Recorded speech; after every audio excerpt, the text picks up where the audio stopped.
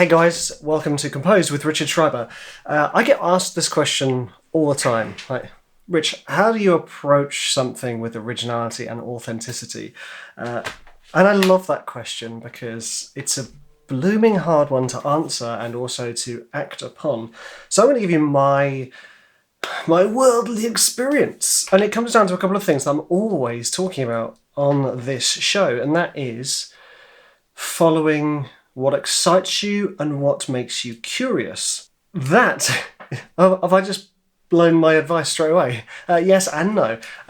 So let's put it into context. For instance, how would you approach the age-old epic hybrid trailer with originality and authenticity? I mean, the first thing to think about is, firstly, what makes an original epic hybrid cue and what makes it authentic, and are they the same thing?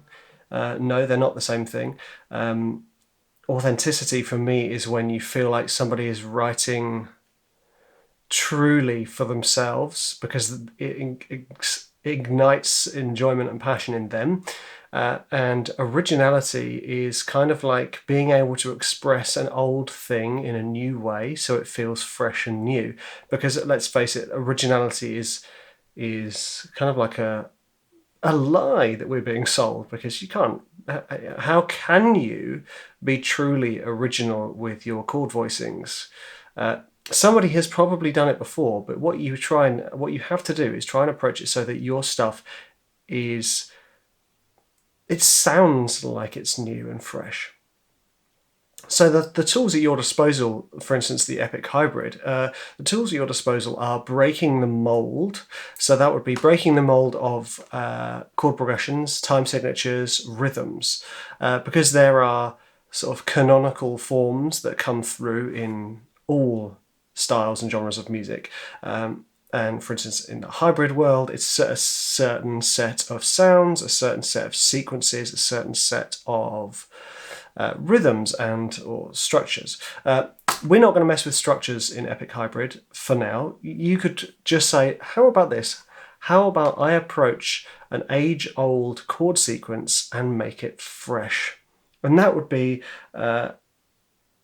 taking it for a spin.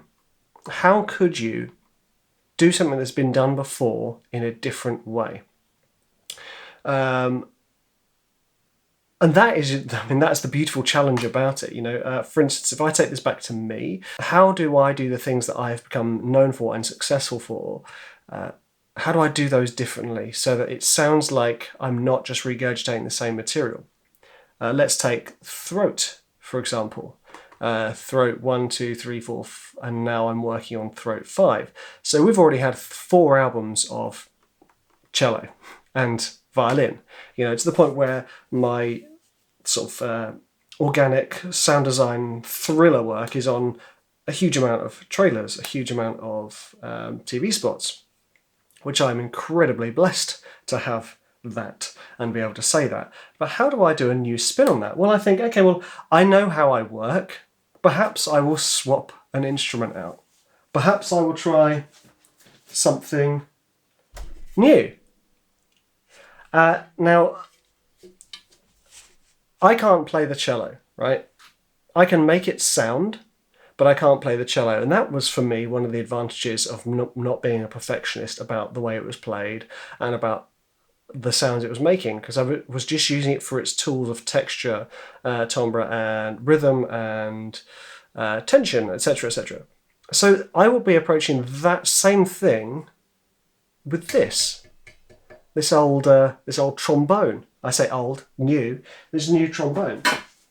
I will be approaching my writing in the same way, but because I have chosen a new instrument, the textures will change and my approach to it will change.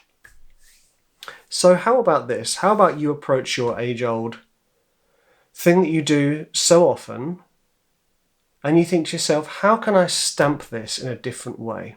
If we go back to the chord sequences of epic hybrids, for instance, if we're in A minor, you could be going down the usual route of A minor, G, F, E major.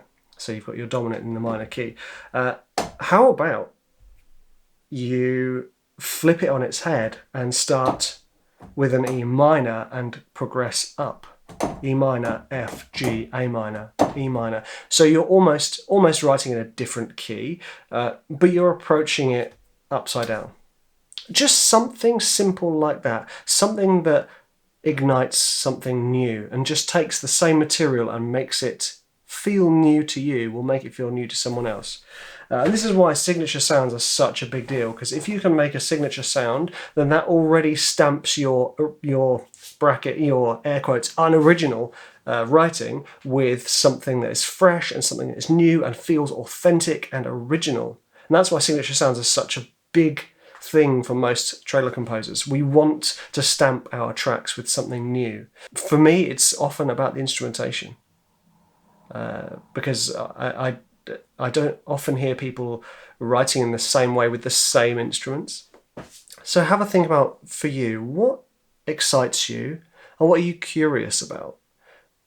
How can you take those two things and push that passion for those two things into your writing to make it feel more like you and make it feel authentic and make it feel fresh? It's a tricky one for me to be able to impart exactly what I mean, but it's worth me trying, because if even one of you watching and listening suddenly clicks and manages to produce something truly original for yourself and fresh to us, then this has been well worth my time. I'm going to go play the trombone. See you later, chaps.